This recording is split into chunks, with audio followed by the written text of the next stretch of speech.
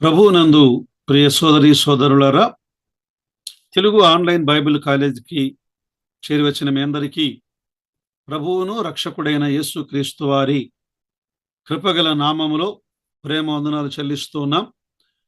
ప్రియులారా, ద్వితీయోపదేశ కాండం 11వ అధ్యాయాన్ని ధ్యానం చేద్దాం. 11వ అధ్యాయం 1వ వచనం. కాబట్టి నీవు నీ దేవుడైన యెహోవాను ప్రేమించి ఆయన విధించిన వాటిని అనుసరించి ఆయన కట్టడలను, విధులను, ఆజ్ఞలను ఎల్లప్పుడూ గైకొనవలెను. ప్రియులారా, ఈ 11వ అధ్యాయానికి మనం ఒక పేరు, అంటే ఈ అధ్యాయం అంతా మనం చదవాలి. ఈ అధ్యాయానికి ఒక పేరు మనం పెట్టుకుంటే వాగ్దాన దేశములో దేవుని శ్రద్ధ. అంటే దేవుడైన యెహోవా ఇశ్రాయేలు ప్రజలకు ఆయన అనుగ్రహించబోయేటువంటి వాగ్దాన దేశములో ఆయన ఎలాంటి శ్రద్ధను వహిస్తాడో ఈ 11వ అధ్యాయములో ఆయన వివరించాడు. ప్రియులారా, ఈ ద్వితీయోపదేశ కాండం యొక్క చరిత్ర భాగం, అంటే మొదటి 3 అధ్యాయాలు చరిత్రను వివరించాడు మోషే ఈ 2వ తరం వారికి.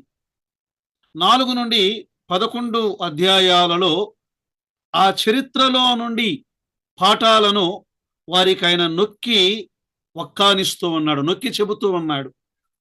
4 నుండి 7 అధ్యాయాలలో వారి ప్రయాణ ప్రారంభం, 8 నుండి 10 అధ్యాయాలలో వారి ప్రయాణములో జరిగిన సంభవాలు, సంఘటనలు, 11వ అధ్యాయములో వారి యొక్క ప్రయాణ ముగింపులో వారు స్వాధీనము చేసుకోబోతున్నటువంటి ఆ వాగ్దాన దేశము ఎలా ఉంటుందో ఈ 2వ తరానికి ఆయన వివరిస్తూ ఉన్నాడు. మంచిది ప్రియులారా, 32 వచనాలున్న ఈ అధ్యాయం 4 భాగాలుగా విభజన చేద్దాం. 4 భాగాలుగా 1 నుండి 9వ వచనం వరకు, 1 నుండి 9వ వచనం వరకు ఇశ్రాయేలీలకు ఇవ్వబడిన ప్రత్యేకమైన హక్కు, వారిని దేవుడు ఎలా హెచ్చించాడు, వారి ఆధిక్యతలు, వారికి దేవుడు ఆధిక్యతలనిచ్చాడు, బాధ్యతలనిచ్చాడు. ఇలా చెప్పుకుందాం. మొదటి 9 వచనాలు ఇశ్రాయేలీయుల ఆధిక్యతలు, ఇశ్రాయేలీయుల బాధ్యతలు, ఆధిక్యతలు, బాధ్యతలు.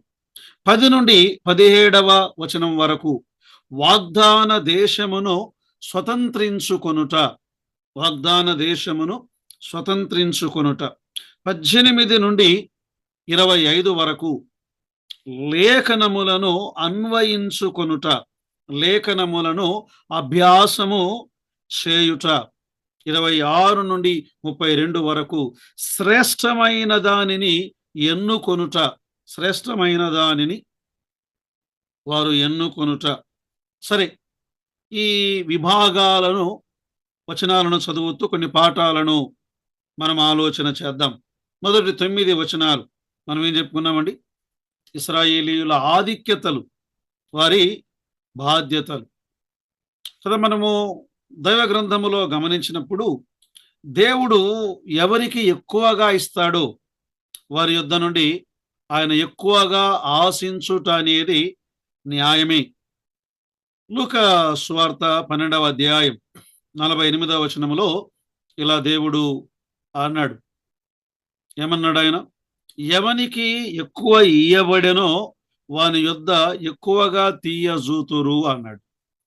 కదా, ఎవరికి ఎక్కువ ఇవ్వబడుతుందో వారి యొద్ద నుండి దేవుడు ఎక్కువగా ఆశించటం అనేది న్యాయమే. కదా, మనం చదివినటువంటి భాగములో ద్వితీయోపదేశ కాండం 11వ అధ్యాయములో వారి ఆధిక్యతలు, దేవుడు ఇదిగో మీకు ఇలా ఇచ్చాడు, ఇలా ఇచ్చాడు, అంటే మీ కొరకు మీ దేవుడు ఆయన గొప్ప కార్యములను జరిగించాడు, ప్రత్యేక అధికారం ఆయన చూపాడు. మీరు తెలియని విషయాలు, మీరు చూడని సంగతులు, ప్రభువు చేసిన గొప్ప కార్యములన్నిటినీ మీ పితరులు కల్లారా చూశారు. కాబట్టి ఇప్పుడు బాధ్యత ఏమిటి? నా ఆజ్ఞలను మీరు గైకొనవలెను అన్నాడు.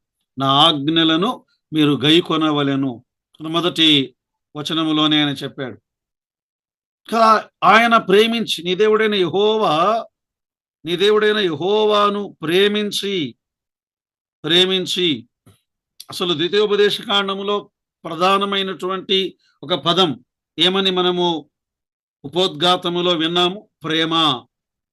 6వ అధ్యాయం 5వ వచనములో నీ పూర్ణ హృదయముతోను, నీ పూర్ణ ఆత్మతోను, నీ పూర్ణ శక్తితోను నీ దేవుడైన యెహోవాను ప్రేమింపవలెను. మనం ఆయన్ను ప్రేమించినప్పుడు ఆయన మన ప్రార్థనలను ఆలకించేవాడు. మనం ఆయనను ప్రేమించినప్పుడు ఆయన ఆజ్ఞలను మనము గైకొనేవారం కదా. దేవుడు ఆయన నీ యొద్ద నుండి, నా యొద్ద నుండి ఆయన ప్రేమను ఆశిస్తూ ఉన్నాడు.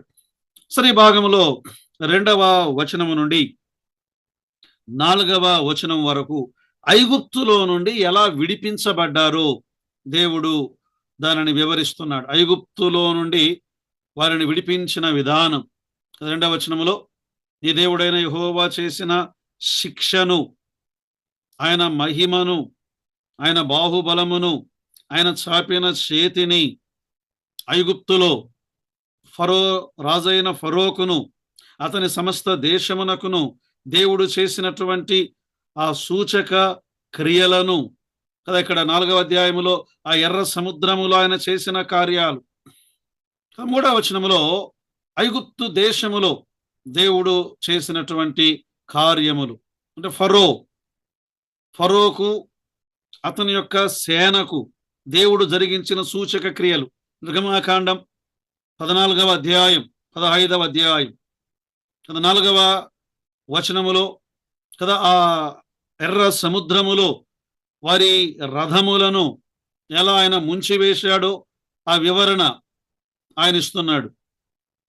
మనము నిర్గమాకాండం 15వ అధ్యాయాన్ని 9-10 వచనాలు మనం గమనించినప్పుడు 10వ వచనములో నీవు గాలిని విసరజేసితివి, సముద్రము వారిని కప్పెను, వారు మహా అగాధమైన నీళ్లలో సీసము వలె మునిగిరి. 106వ కీర్తన 11వ వచనములో నీళ్లు వారి శత్రువులను ముంచివేశను, వారిలో ఒకడైనను మిగిలి ఉండలేదు. ప్రియులారా, ఇశ్రాయేలు ప్రజలకు దేవుడు చేసినటువంటి కార్యములు. అసలు దేవుడు ఎందుకు ఇలా ఫరో అతని సైన్యానికి ఈ శిక్షను విధించాడు? దేవుడు మోషేను పంపాడు, అహరోను పంపాడు, ఫరో మారు మనసు పొందటానికి అవకాశం ఇచ్చాడు. అయితే ఫరో ఏమన్నాడు? ఇశ్రాయేలీయులను వెళ్ళనివ్వడానికి, నేను అతని మాట వినడానికి యెహోవా ఎవడు? నేను యెహోవాను ఎరుగను, నేను ఇశ్రాయేలీయులను వెళ్ళనివ్వను అని తన హృదయమును కఠినపరుచుకున్నాడు. కనుకనే దేవుడు వారి మీద ఆయన శిక్షను విధించాడు. శిక్షను విధించి ఇశ్రాయేలు ప్రజలను ఆయన ఐగుప్తులో నుండి తన కృపను బట్టి ఆయన విడిపించినట్లుగా మనము చూడగలం. యాకోబు రాసిన పత్రిక 1వ అధ్యాయంలో ఏమని ఉంటుందండి?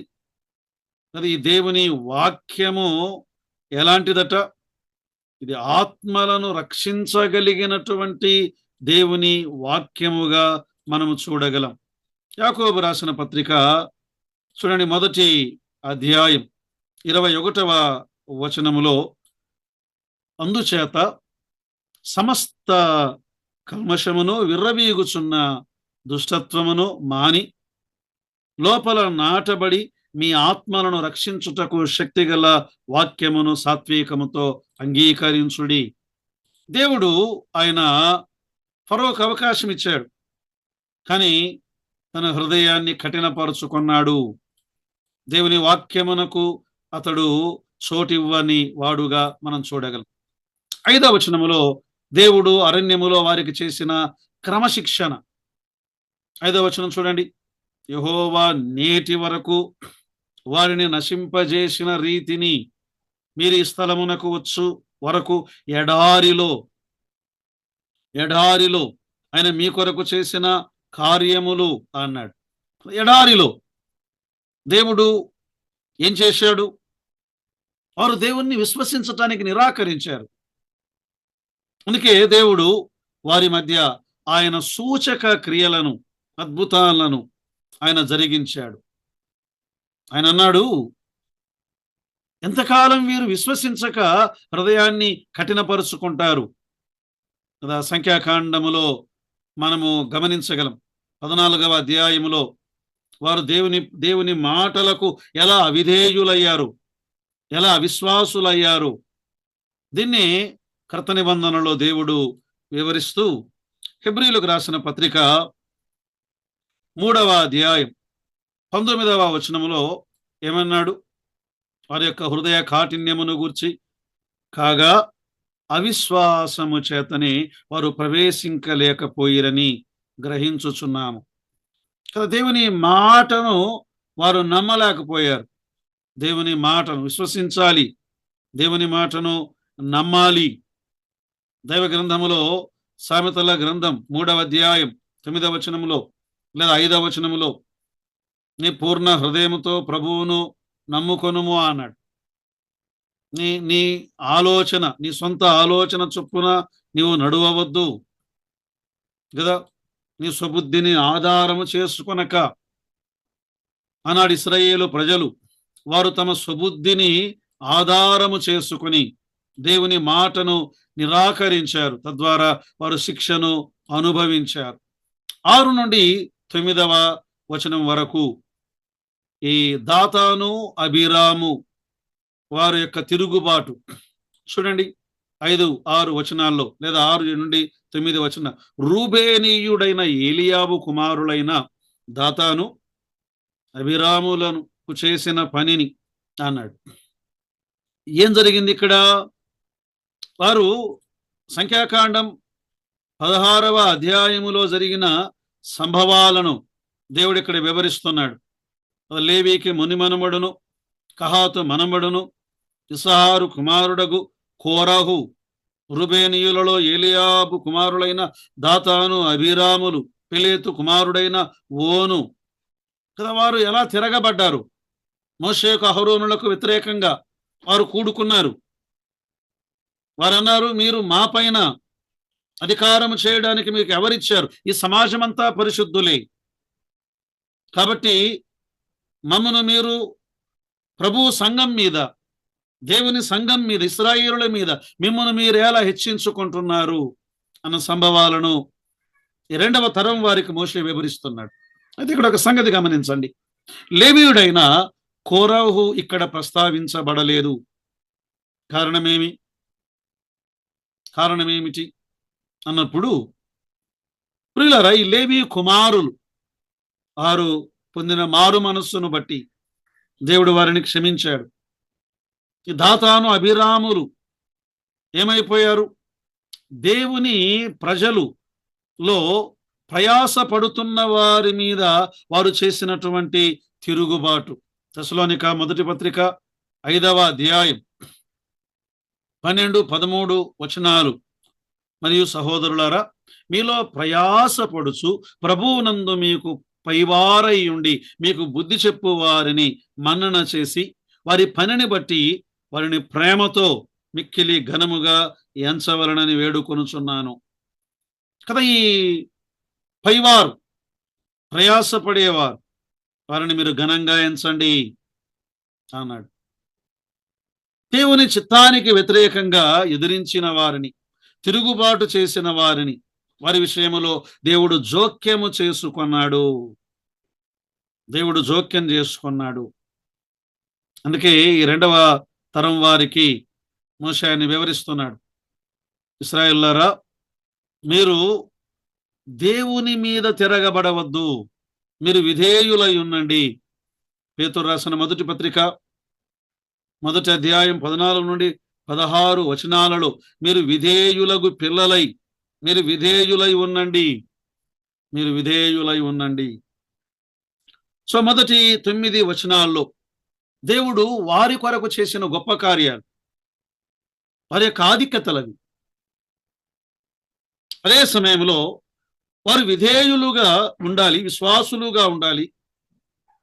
కానీ వారు అవిశ్వాసులైపోయారు. మీరు జాగ్రత్తగా ఉండండి అని హెచ్చరికను జ్ఞాపకం చేశాడు మొదటి 9 వచనాలలో.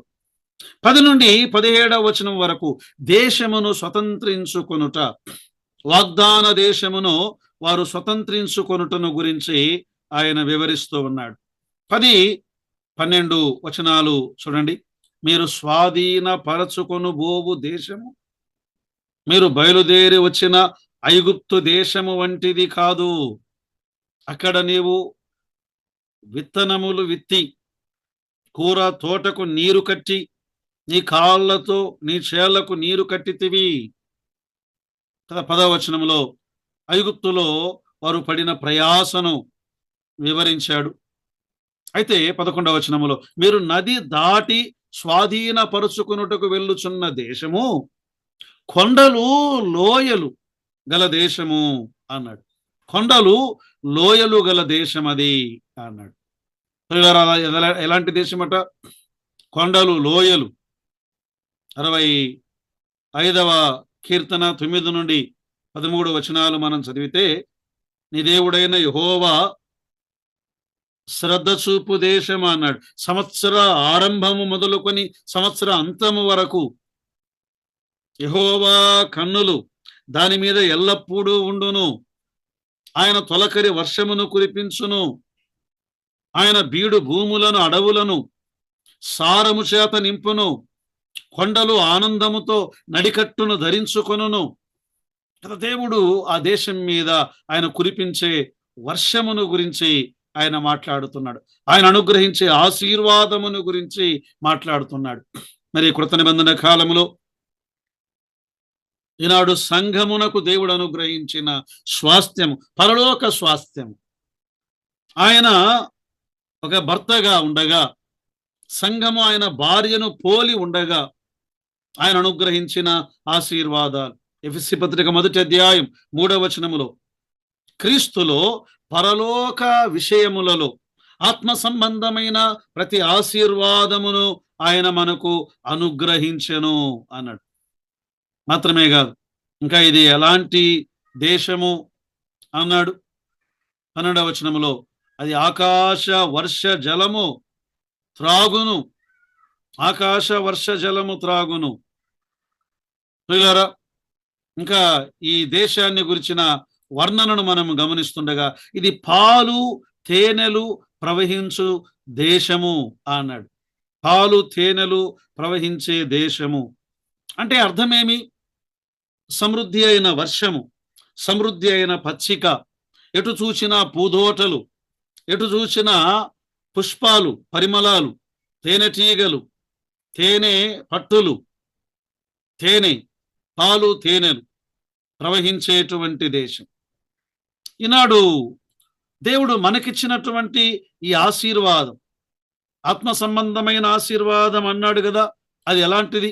ఎఫెసీ పత్రిక 1వ అధ్యాయం 4 నుండి 7వ వచనము వరకు మనము గమనిస్తే, ఆయన మనలను ఎన్నుకొన్నాడు. ఆయన ఎన్నిక. ఆయన మనలను స్వీకరించాడు. ఆయన మనలను స్వీకరించాడు. ఆయన మనలను ముందుగానే తన కొరకు నిర్ణయించుకున్నాడు. జగత్తు పునాది వేయబడక మునుపే యేసు క్రీస్తులో మనలను ఆయన అంగీకరించాడు. ఆయన మనలను విమోచించాడు. ఆయన మనకు పాప క్షమాపణను ఆయన అనుగ్రహించాడు. 7వ వచనం ఆఖరి భాగములో దేవుని కృపా మహదైశ్వర్యమును బట్టి ఆ ప్రియుని యందు ఆయన రక్తము వలన మనకు విమోచనము అనగా మన అపరాధములకు క్షమాపణ మనకు కలిగి ఉన్నది కదా అన్నాడు. వారి దేశం, దేశ వర్ణన కొండలు లోయలు, వర్షము, పాలు తేనెలు ప్రవహించే దేశము అన్నాడు. మరి ఈనాడు మనము అనుగ్రహించే ఆశీర్వాదం, దేవుడు ఆయన ఎన్నుకొన్నాడు. ఎన్నికలేన నిన్ను, పాపినైన నిన్ను ఆయన స్వీకరించాడు. నీ కొరకు రక్తమును కార్చి ఆ రక్తధారలలో నిన్ను విమోచించాడు. నీ పాపములన్నిటికీ క్షమాపణ అనుగ్రహించాడు. ప్రియులారా, దేవుడు కనానుపై, వాగ్దాన దేశంపై ఆకాశ వర్షాన్ని కురిపించాడు. మరి ఈనాడు నీపై నాపై దేవుని కృప యొక్క ఆశీర్వాద ఐశ్వర్య వర్షమును ఆయన కుమ్మరిస్తూ ఉన్నాడు. తర్వాత చూడండి 13 నుండి 15వ వచనము వరకు మనము చదివితే ఈ వాగ్దాన దేశము యొక్క ఆనందమును ఆయన వివరించాడు. వాగ్దాన దేశము యొక్క ఆనందం.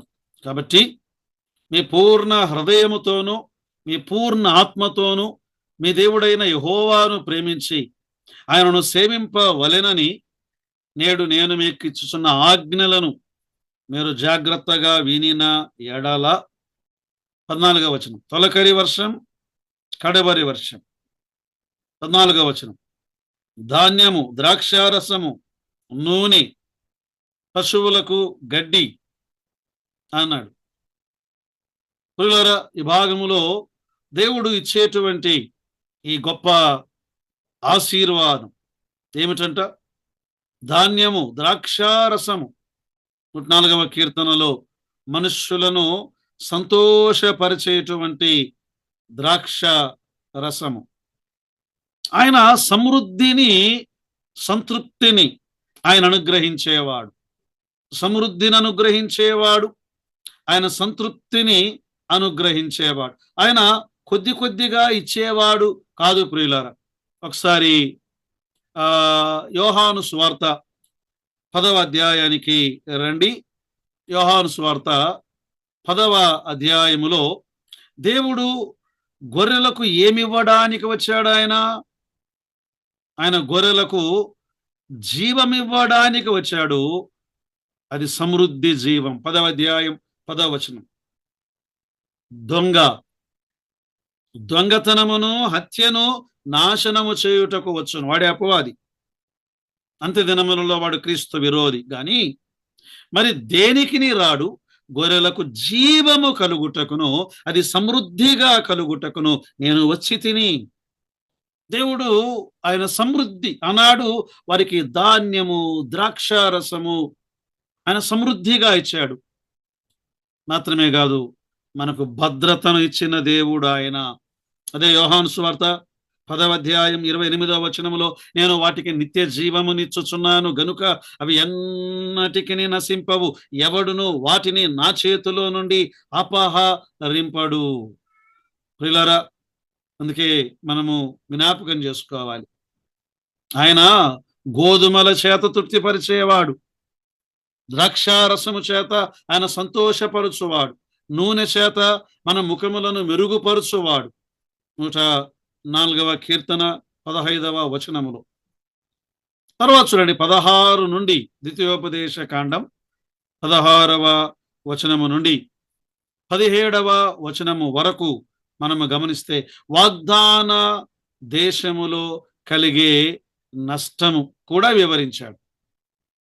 16వ, మీ హృదయము మాయలలో చిక్కి త్రోవ విడిచి ఇతర దేవతలను పూజించి వాటికి నమస్కరింపకుండా మీరు జాగ్రత్త పడుడి. లేని ఎడల యెహోవా మీ మీద కోపపడి ఆకాశమును మూసివేయును. వాగ్దాన దేశములో త్రోవ తప్పిన ఎడల పిల్లరా, హృదయము మాయలలో చిక్కి అన్నాడు. హృదయము చాలా మోసకరమైనది ప్రియులారా, మోసకరమైనది. అది మనలను మోసము చేసేది. హృదయం అన్నిటికంటే మోసకరమైనది, అది ఘోరమైన వ్యాధి గలది అన్నాడు. హృదయాన్ని కాపాడుకోవాలి. మహాజ్ఞాని సొలొమోన్ ఆయన ఒక మాట అన్నాడు. ఏమన్నాడు? సామెతల గ్రంథం 4వ అధ్యాయం 23వ వచనములో, నీ హృదయములో నుండి జీవజల నదులు పారును. అందుకే నీ హృదయమును జాగ్రత్తగా కాపాడుకో. హృదయాన్ని కాపాడుకోవాలి. అంటే వీరి పాదాలు, వీరి హృదయం ఇతర దేవతల వైపు వెళ్ళిపోతుందేమో, వారి వైపు ఆకర్షించబడతారేమో, దేవుణ్ణి విడిచిపోయే అవకాశం ఉన్నది. ఎందుకు అంటే కృప నుండి తొలగిపోయే అవకాశం ఉన్నది ప్రియులారా. ఎందుకు? వారి జీవితాల్లో సమృద్ధి ఎక్కువైపోయింది. లూకా సువార్త 21వ అధ్యాయం 34వ వచనములో మీ హృదయములో ఒకవేళ తిండి వలనను మత్తు వలనను ఐహిక విచారము వలనను మందముగా ఉన్నందున, హృదయ కాఠిన్యం, మెలకువలో లేకుండా దేవుని కృపలో నుండి తొలగిపోయి చేదైన వేరు మలచి దేవునికి దూరమైపోతారేమో. అవునండి, దీనికి ఒక చక్కని ఉదాహరణ రాజైన సొలొమోన్ ఏమైపోయాడు? రాజుల మొదటి గ్రంథం 11వ అధ్యాయంలో అతని భార్యలు అతని హృదయమును ఇతర దేవతల వైపు త్రిప్పివేశారు. తద్వారా శాపం, కరువు. రాజుల మొదటి గ్రంథం 17వ అధ్యాయం 1వ వచనములో ఆహాబు కాలములో వారు ఇతర దేవతల వైపు తిరుగగా కారణం ఏమిటి? ఎవరైతే విడిపించారు, ఎవరైతే దిగి వచ్చారు, ఎవరైతే మాట్లాడారు, ఎవరైతే ప్రేమించారు, ఎవరైతే ప్రాణం పెట్టారు, ఆయనను విడిచిపెట్టినప్పుడు ఆయన హృదయములో ఉన్న వేదనది. ఆహాబు కాలములో కరువు. రాజుల మొదటి గ్రంథం 17:1 ఏలియా ఏమన్నాడు? ఈ సంవత్సరములలో మంచైనను వర్షమైనను పడదు అని గట్టిగా ప్రకటించాడు. దేవుని తీర్పు. మొదటి 9 వచనాల్లో ఆధిక్యతలు, దేవుని గొప్ప ఆధిక్యతలు, దేవుని హెచ్చరిక. 10 నుండి 17 వచనాల్లో వాగ్దాన దేశములో దేవుని సమృద్ధి, అదే సమయంలో హెచ్చరిక. 18 నుండి 25 వరకు దేవుని లేఖనములను అభ్యసించుట, దేవుని లేఖనములను అన్వయించుకొనుట అనే సంగతిని మనము గమనిస్తూ ఉన్నాం. ఇశ్రాయేలీయులు దేవుని వాక్యాన్ని ఎలా వారు వినాలి, ఎలా అన్వయించుకోవాలి, ఎలా ప్రవర్తించాలి, ఆయన సూచనలను ఎలా పాటించాలి, దేవుడి భాగములు ఆయన వివరిస్తున్నాడు. దేవునికి దహన బలి కంటే ఆయన మాట వినుట, పొటేళ్ల క్రొవ్వు అర్పించుట కంటే ఆయన మాట వినుట ఆయనకు శ్రేష్టము. ప్రియులారా, 18 నుండి 25 వచనాలను మనలా 2 భాగాలుగా చూద్దాం. 18 నుండి 22 వరకు ఇశ్రాయేలీయులు చేయవలసిన పని ఏం చేయాలి వారు? 18వ వచనములో కాబట్టి మీరు ఈ నా మాటలను శ్రద్ధగా విని మీ హృదయములోను మీ మనస్సులోను ఉంచుకొని. ఈ మాటలు మనం చదువుతూ ఉండగా ద్వితీయోపదేశకాండం 6వ అధ్యాయం 6 నుండి 9 వచనాలు ఇంతకుముందు చెప్పుకున్నాం. ఓ ఇశ్రాయేలు వినుము, నా ఆజ్ఞలు, నా మాటలు, ఈ మాటలు నీ హృదయములో ఉండాలి. నీవు నీ కుమారులకు వాటిని అభ్యసింపజేయాలి. నీ ఇంట కూర్చుండునప్పుడు, లేచునప్పుడు, నడుచునప్పుడు, పండుకొనున్నప్పుడు వాటిని గురించి మాట్లాడాలి. సూచనగా వాటిని నీ చేతికి కట్టుకోవాలి. కనుల నడుమ బాసికములుగా ఉండాలి. నీ ఇంటి ద్వార బంధముల మీదను గౌనుల మీదను వాటిని వ్రాయాలి. దేవుని వాక్యము ఎడల వారు ఈ నా మాటలను శ్రద్ధగా విని అని మాట. ఈ నా మాటలను శ్రద్ధగా విని. ప్రియులారా, ఈనాడు దేవుని మాటల కంటే మానవునికి ఏది ప్రమాణమైపోయింది? మత్తయి సువార్త 15వ అధ్యాయం 8వ వచనములో యెషయా మాట్లాడిన మాటను ఇక్కడ జ్ఞాపకం చేస్తున్నాడు. ఈ ప్రజలు తమ పెదవులతో నన్ను ఘనపరచుదురు గాని వారి హృదయము నాకు దూరముగా ఉన్నది.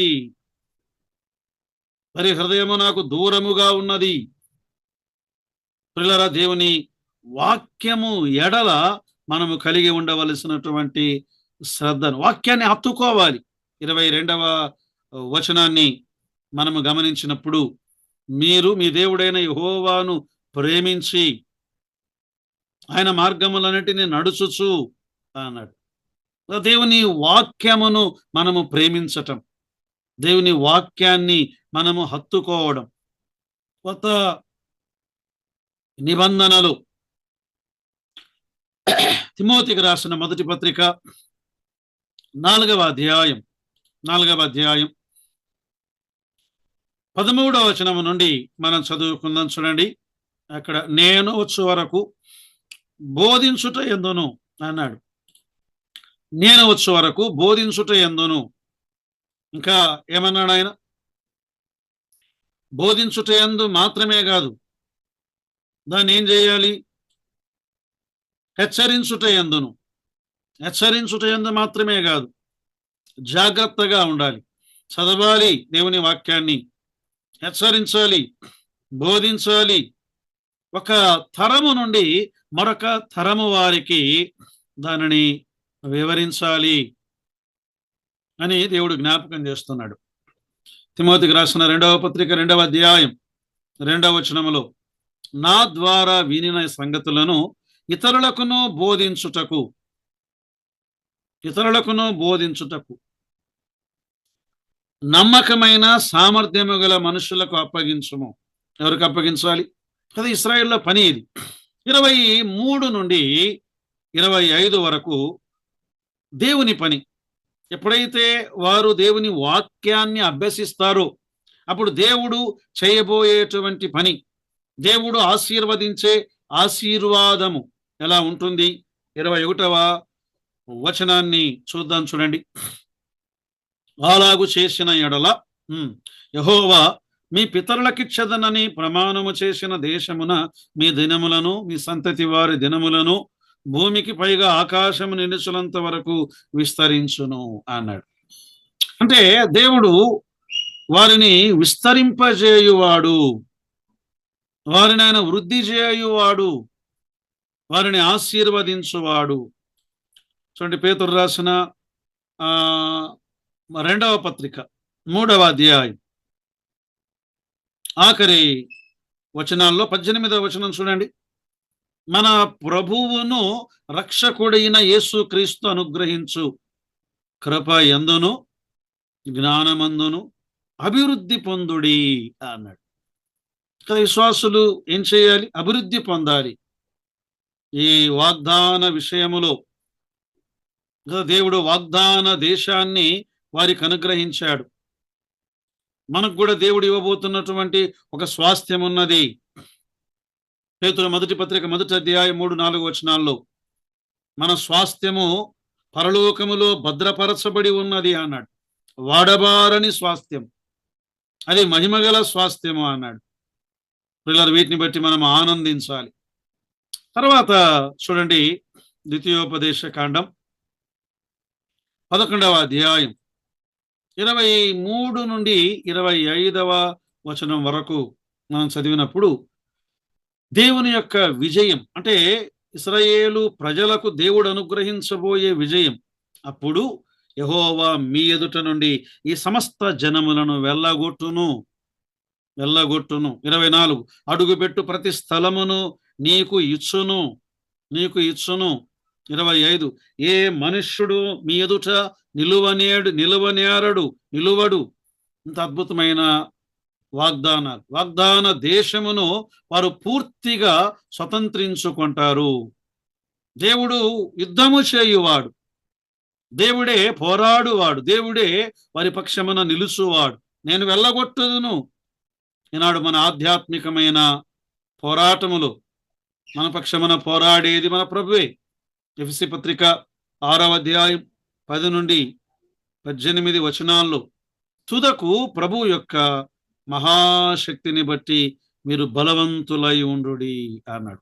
మీరు అడుగుపెట్టు ప్రతి స్థలమును నేను మీకిచ్చెదను అన్నాడు. యెహోషువతో కూడా దేవుడు ఏమన్నాడు? 1వ అధ్యాయం 1వ వచనములో 3వ వచనములో, నేను మోషేతో చెప్పినట్లు మీరు అడుగుపెట్టు ప్రతి స్థలమును మీకిచ్చెదను. ఈనాడు కృత నిబంధనలో ప్రార్థనాపూర్వకంగా ఏ ఇంటిలోనికి నీవు అడుగు పెడుతున్నావో ఆ ఇంటిని దేవుడు ఇచ్చేవాడు. ఏ గ్రామములో నీవు విశ్వాసముతో అడుగు పెడుతున్నావో ఆ గ్రామమునిచ్చేవాడు. అడుగుము జనములను నీకు స్వాస్థ్యముగాను భూమిని దిగంతముల వరకు సొత్తుగాను నీకిచ్చెదను అని 2వ కీర్తనలో దేవుడు వాగ్దానము చేయలేదా? పిల్లలు, ఆలోచన చేయండి. లేఖనములను అన్వయించుకొనుట ద్వారా మనం పొందే అత్యధికమైన విజయం దేవుడు ఇక్కడ వివరించాడు. సో మొదటి 9 వచనాలు ఆధిక్యతలు చెబుతూ హెచ్చరించాడు. 10 నుండి 17 వచనాల్లో వాగ్దాన దేశ సమృద్ధిని చెబుతూ హెచ్చరించాడు. 18 నుండి 25 వరకు లేఖనములను ఎలా స్వీకరించాలో వివరిస్తూ ఆయన వాగ్దానములను ఆయన అనుగ్రహించాడు. 26 నుండి 32 వరకు శ్రేష్టమైన వాటిని ఎన్నుకొనుట. ఏమిటా శ్రేష్టమైనవి?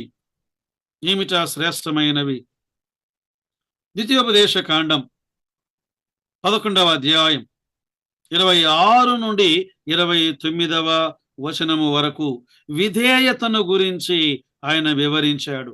విధేయులు కండి, మీరు విధేయులు కండి అన్నాడు.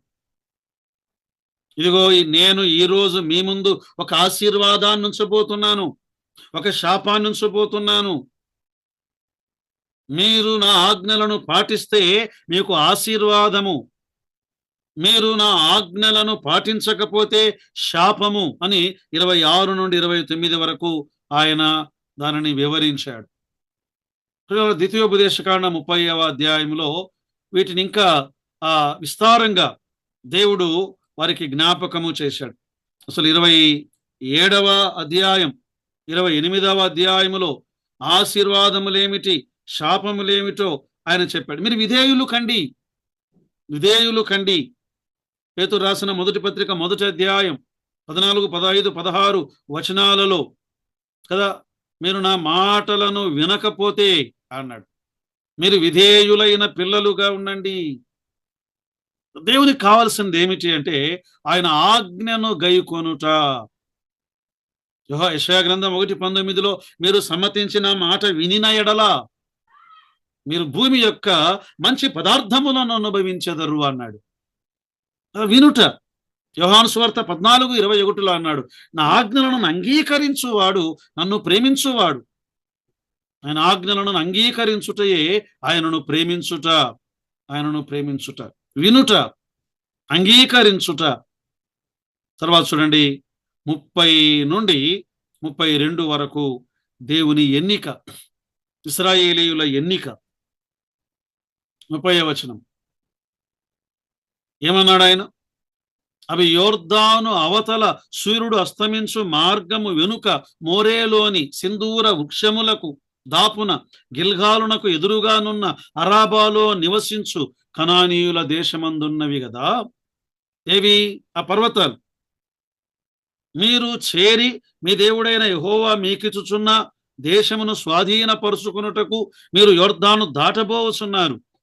మీరు దానిని స్వాధీనపరుచుకొని దానిలో నివసింతురు. చూశారా? ఎప్పుడైతే దేవుని వాక్యమునకు వారు విధేయులవుతారో, విధేయత వారి సంసిద్ధతను జ్ఞాపకం చేస్తున్నది. వారి సంసిద్ధత, వారు సిద్ధంగా ఉండాలి స్వాధీనపరుచుకొనబోయే ఆ దేశములోనికి వెళ్ళడానికి. ఫిలిప్పీ పత్రికలో ఫిలిప్పీలతో పౌలు మాట్లాడుతూ, ఫిలిప్పీలారా 2వ అధ్యాయం 12వ వచనంలో, ఫిలిప్పీలారా మీరు ఎల్లప్పుడూ, నేను మీ ఎదుట ఉన్నప్పుడు మాత్రమే కాదు, లేనప్పుడు కూడా మీరు సువార్త కొరకు సంసిద్ధులుగా మీరు ఉండండి. మీరు స్వాధీనపరుచుకోవడానికి సిద్ధపడి వెళ్ళాలి. ప్రార్థనకు సిద్ధపడి వెళ్ళాలి. ఆరాధన కొరకు సిద్ధపడి వెళ్ళాలి. శ్రేష్టమైన వాటిని మీరు స్వాధీనపరుచుకోవాలంటే సిద్ధపాటు కావాలి. వేళాకోళంగా, బాధ్యత లేకుండా, భయము లేకుండా వెలుట ద్వారా ప్రమాదానికి గురి అవుతారు. 32వ వచనంలో, అప్పుడు నేడు నేను మీకు నియమించుచున్న కట్టడలన్నిటినీ విధులన్నిటినీ మీరు అనుసరించి గై కొనవలెను. అద్భుతమైన మాట. ఆయన చెప్పిన మాటలను మనం గై కొనాలి. మత్తయి సువార్త 5, 6, 7 ఈ 3 అధ్యాయాల్లో యేసు ప్రభువారు కొండ మీద ప్రసంగంలో మాట్లాడుతూ ఆఖరికి ఆయన ఏమన్నాడు? 7వ అధ్యాయం 24వ వచనములో, కాబట్టి ఈ నా మాటలు విని వాటి చొప్పున చేయు ప్రతివాడు బండ మీద తన ఇల్లు కట్టుకొనిన బుద్ధిమంతుని పోలి ఉండును. దేవుడి కోరిక ఏమిటి అంటే మాట వినేవారు కావాలి. సమూయేలు మొదటి గ్రంథం 15వ అధ్యాయం 23వ వచనములో దేవుడు ఏమన్నాడు? లేదా 22, 23 వచనాల్లో అందుకు సమూయేలు తాను సెలవిచ్చిన ఆజ్ఞను ఒకడు గైకొనుట వలన యెహోవా సంతోషించున్నట్లు ఒకడు దహన బలులను అర్పించుట వలన ఆయన సంతోషించునా? ఆలోచించుము. బలులు అర్పించుట కంటే ఆజ్ఞను గైకొనుటయు, పొటేళ్ల క్రొవ్వు అర్పించుట కంటే మాట వినుటయు శ్రేష్టము. దేవుడు ఏం కోరుకుంటున్నాడు? మాట వినుట.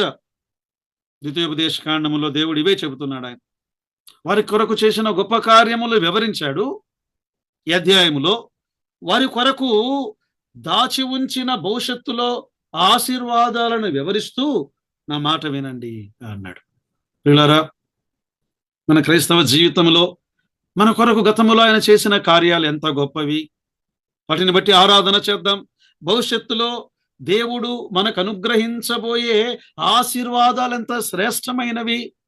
వాటిని బట్టి దేవుని స్తుతిస్తూ ఆయన వాక్యమునకు లోబడుటకు, విధేయులగుటకు పరిశుద్ధాత్మ దేవుడు మనకు కృపను సహాయమును దయచేయునుగాక. ఆమేన్.